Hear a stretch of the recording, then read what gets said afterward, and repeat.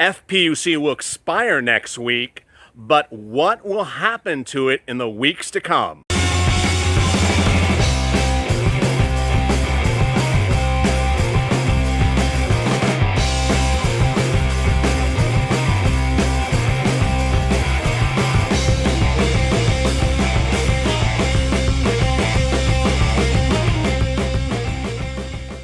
Hey everybody, this is LALATE with a second stimulus check and stimulus package update today. This one's about unemployment, FPUC, PUA, and UI. Coming up next week is the big battleground. Let me recap what's going on and the terms and the confusing words. FPUC is the $600 from the federal government provided for you in the CARES Act, the first stimulus package. It provides $600 for the federal government every week that you're impacted by COVID-19 from March up until late July. It is not PUA, it's called FPUC. That's the $600 for the federal government. Then you have UI and you have PUA. UI is unemployment benefits for people who are employees, and PUA is pandemic unemployment assistance created in the first CARES Act for people who were laid off or impacted by COVID-19 and are independent contractors and solo practitioners. Next week, ostensibly, and I say ostensibly, FPUC expires. Someone in the comments yesterday said, oh, it doesn't expire until a few days later. No, that's not exactly how it works, because I've detailed that on this channel before. States don't pay benefits literally to the day. They pay them on a weekly basis depending on when they categorize their week of benefits ending. Each week has it differently. But most states, because of the way that the CARES Act was written, puts the expiration date of FPUC this coming week. So what I've implored you to do, and I'm going to say it right at the top of this video, I'm going to get right to it. If you qualify for FPUC, if you qualify for UI, if you qualify for PUA, get your application on file this week, right away. I mean, not even this week, today. You can, where you do it. So let me go through it with you. You go to your state's unemployment website, which is open 24 hours a day, and you apply. I want you to get on file. Why? There's so many reasons why. Okay, first, let me explain. FPUC is expiring, or the benefits of it is expiring next week. But UI and PUA are not expiring next week if you're already on them. What am I talking about? A way a lot of these plans work is if you are on them, you get the benefits and you get the benefits going forward. But if you're sitting on the sideline and you've never applied for the program and you're like, you know, maybe I'll go apply for that thing. I heard about it on a YouTube video. Well, if you wait too long, the window of when you can apply may be closed. That window to apply for PUA is coming up to a close. That window for extended benefits under UI is coming up to close if you have not already applied. How do you apply? Why do you apply? What are you eligible? Let me go through those details right away. UI and PUA are slightly different. First, you need to know what type of person you were in 2019. Well, namely, actually right before the pandemic hit. Were you an employee or were you an independent solo practitioner? If you are an independent solo practitioner, you are a PUA person. If you are an employee, you are a UI person. So the way you do is you go to state's unemployment website, you apply. If you are UI, you do the UI. If you are the PUA, then some states have it as one application, some of it has it as two separate applications, but what you have to understand for PUA is that you must apply for UI and get a denial for UI before you apply for PUA. First thing to understand. Second thing you got to understand is UI and PUA are absolutely don't go hand in hand, don't go together. So every single day I have someone say, I'm on UI, can I switch over to PUA? No. I'm on PUA, can I switch over to UI? No. You cannot be one or the other. You can only be one. You cannot be both of them. You can only be one or the other. In fact, the way the PUA is written is you must be ineligible for UI to get PUA. So, and they will actually require you to go through that process. So an example is you're an electrician, you're self-employed, and you have to go into the state's unemployment website and say, hey, I am not an employee, I'm an electrician, I'm self-employed. Okay, you don't qualify for UI. Things I want you to remember are the following. When you're applying and you go through the application, God, there's so many things that are so important. I've been doing these videos forever. It feels like it's 2 months, but there's some things that are so important. And I know we have all these new viewers, about 10,000 per day. If you're new to this channel, like and subscribe. But boy, I want you to get this. Get a pen and paper and get ready to grasp all this. First of all, if you are impacted from the pandemic at a date earlier than today of watching this video, and you're about to go apply for one of these things, then choose that date. Here's an example. Let's say that your state issued a lockdown back in March. You went on lockdown. You couldn't run your business as an electrician. That lockdown has not been lifted. You're still on lockdown. Well, when you go to apply for what we're talking about today, don't list the date of impact as today. The date of impact is March. And so what you will ultimately get is what's called retroactive benefits. It means backwards and then up to the front. So if you, in this scenario, the electrician who was shut down in March and is still shut down, then he or she would get March benefits all the way up to the present. Next, I need you to understand that the eligibility terms are very well defined. And in the case of PUA, there's one that you absolutely have to pay attention to. It says that you may be eligible if, as an independent contractor, let's say an electrician, you contracted COVID-19, pretty clear. Your family member contracted COVID-19, pretty clear. You're taking care of someone that contracted COVID-19, pretty clear. But listen to this one. Your work was either fully reduced to zero or partially reduced. Did you hear that? There's a word in there that says partial reduction or partially reduced. So that is grounds for eligibility for PUA. And you need to remember that. So for example, let's say you were issued a lockdown in your state as an electrician in March. You couldn't work for like 3 weeks, but then the lockdown was relifted. And then you just really didn't have a lot of work because of COVID-19. It has to be because of COVID-19. You only got 2 hours of jobs offered to you on a given week when you would normally work 50 hours a week. Well, then you may likely qualify for PUA every single week, even after the lockdown is lifted. That is one thing that is so great, and this is great news about the way the PUA is written. Now, why am I telling you the importance to getting this filed now? Boy, there's a lot of reasons, so let me go over them with you. First, PUA is, PUA pays a certain number of weeks of benefits for every week that you're impacted by COVID-19 from the date that you start to the future. I said in some of the videos it was 39 or 33. I can't remember the number of days. So if whatever it is, 33 or 39 weeks. So if you get on PUA right today and you're approved and you're ready to go, you could have those number of weeks going forward, 33, 39, whatever it is. That's great news. If you don't do this and you sit back and you were eligible and you don't do it, come August, PUA will expire if Congress doesn't extend it, and then we'll make it reinstituted. But you won't be on the old PUA. You'll have to wait around. Why wait around for something that you could be owed right now? That's the first thing. Second thing is UI benefits, employee benefits. They had something called FPUC.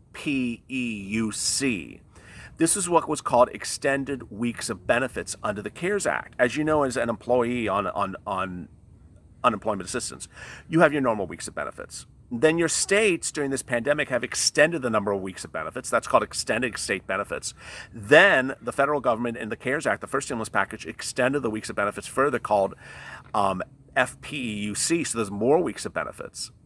But, here's the but, if you sit around and don't apply for anything, even if you were eligible, you may not get all these benefits, or you'll have a lapse if you wait to apply for them in August. So just don't wait around. I don't mean that you have to be approved in the next week, but don't wait around. If you qualify for these things, apply now. I mean, that's the number one thing I always talk about all these videos. If you qualify for something, apply now. Do not wait 7 days, 5 days, apply literally the day I'm talking to you about it. All right, $600 FPUC, that from the federal government. What's happening with that, and what happens when if you apply right today? So let me explain to you. FPUC goes on top of PUA and goes on top of UI. It's called FPUC. I mean, literally every single day that this channel has existed since we're now at like our 60th day or 70th day, people always say, I don't like that $600 a week from the federal government PUA. When is PUA that $600 getting extended? That is not PUA. It's FPUC. FPUC is $600 for the federal government, not PUA.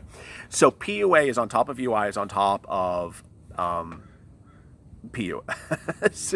I know I'm doing it myself as I'm really, the bugs are just like coming to Mitch and me like, Mitch. $600 for the federal government. FPUC is on top of UI and PUA. It expires next week. Now, this is what you have to need to know. If you apply to the system, you get into the system, that's good, because what's going to happen is the following scenarios. First, FPUC is likely to expire next week. I don't think that anything is going to happen. An act of Congress, an act of executive order from the White House, or an act of something from the Federal Reserve could extend FPUC immediately next week. I don't think it's going to happen. Could it get extended in late July, minutes before it expires? Sure. I don't think that's going to happen either. What I think is going to happen is it's literally going to expire, and then it'll become a battleground to be reinstituted in a second stimulus package, and will either pay those lapsed weeks of 2 or 3 weeks of benefits from late July to early August to those people who are already on it, or not at all, and just start it as a brand new program. I really do think it will pay those lapsed 2 weeks. And finally, the last scenario is it could possibly get reduced from $600 to $400 or $300 per week. What is going on here? The Republicans don't like FPUC. Of all the stories that we do on a daily basis, the 6 videos we do per day, this thing is literally talked about morning, noon, and night by broadcast news. FPUC is talked about more often than, what's going on in the ESPN NBA bubble. I mean, it's talked about literally every minute. So we know it's a hot topic. And because it's a hot topic, I don't think it's going away. I don't think FPUC is going to go away, but I think it's going to get, changed somehow. And the Republicans are playing this bit, and I'm not being political, I'm telling you what they're doing, is they're relying their hat on a report that says that too many people are getting rich, that's their word, not my word, on unemployment benefits, and that they're getting 200 to 300% more than they would get when they were employed. The report claims that 2/3 of people on unemployment benefits, well, especially FPUC, are getting more than they got when they were employed, and that if we reduce the amount of FPUC, then about 60% of that problem would be fixed. I mean, that's what they're saying. I mean, I got to tell you what they're saying, but let me get to what's going on in Ohio, because this is really compelling. This is breaking news today about Ohio. So Ohio is going in the wrong direction and could become the next Florida. In Ohio, Governor Mike DeWine, who is a Republican, said Sunday that the level of COVID-19 cases is going in the wrong way. About 60% of Ohio is currently under a mask ordinance, but the number of cases have now passed 73,000 in their state as of Saturday. We're going the wrong way, he told Meet the Press minutes ago. I don't think anyone in Ohio who watched what I've done over the last 4 months thought that, I'll do what I need to do to protect Ohioans. He said, we would certainly not rule out statewide. We're looking at a statewide lockdown. I mean, this is a Republican talking. This is not a Democrat.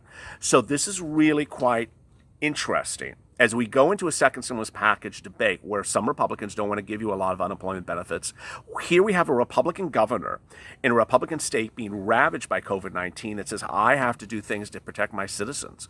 I have to make sure that my citizens are protected. COVID-19 is running out of control. I have to issue lockdowns if I have to issue lockdowns. I have to, unfortunately, have people not go to work. Well, in that mindset, that is clearly someone who wants to protect his citizens and give them unemployment benefits, give them protections. It is really contrary to what Steve Mnuchin and Mitch McConnell were talking about. Really quite interesting. We're very, very concerned. It's not all about our orders. Orders are important, but it's also about getting people to understand, hey, this is very serious. We're all at a crucial state. We're at a point where we could become Florida. Florida has 35,000 total cases, according to state's unemployment, 350,000 new cases. The U.S. has 5.3 million cases to date, and 140,000 people have died. When we reopened, we were one of the first states to put in place a very sophisticated policy of how we reopened, but apparently that hasn't worked. Getting a 20-year-old to understand that he may or she feel uncomfortable is going to happen, but they may get it or may not have to. She may get it, but she may end up dying. That's the message we're trying to get across to our state of Ohio. But what's important about this is not the scariness of the pandemic. It's that you have a governor here, and these really, I got to praise him. These are great remarks. He is not cutting. He is being as blunt as he can be. He's saying we are having a very serious situation. We are not controlling the pandemic. We're going to have to issue lockdowns. We're going to have to keep people, to have people do things differently than we're doing it now. He's ostensibly saying that, hey, we need assistance for our state, and our state needs to change the way we're doing it. Why is this important for next week? It's so important because when you look at unemployment benefits, some of them come from a state, but some of them come from the federal government. And if you have an Ohio governor who says, I'm having problems here, you can't, as a Republican, Steve Mnuchin or Rich McConnell, turn your back on your fellow party person and say, I'm not going to give you help for unemployment benefits. Unemployment benefits, remember, when we're talking about the weekly benefits of 167 or 190 or 180, those are coming from state funds. Those come from state funds. If the states don't have that money, they have to seek the federal government for relief. A lot of states are running out of unemployment benefits. The extension of benefits comes from the federal government. So the extension of UI benefits comes from the federal government. The PUA, here I did it myself, the FPUC, that's $600 from the federal government, that is coming from the federal government. Moreover, PUA money is not normally in the coffers of the state government. What am I talking about? States don't have money sitting around normally to pay for PUA because PUA didn't exist before the pandemic. The federal government allocated it. So that's why it's so important to understand that when states, even led by Republicans or Democrats, are seeing the need to shut down, that ultimately what will happen is unemployment claims are going to increase. Need for funds are going to be given to the state from the federal government. The states can't bankroll all this, whether you're in Ohio or Florida or California. They can't bankroll all these unemployment claims. And ultimately, the federal government is going to have to step in and give FPUC, UI, PUA assistance to these states. If they don't, it could become a very serious situation very, very quickly. A lot of big twists and turns. Stay with us next week as we see what happens with Mitch Onse and their proposal for a second stimulus package, especially for PUA, FPUC, and UI. As always, stay informed, stay educated, and stay motivated, and stay with LA for more.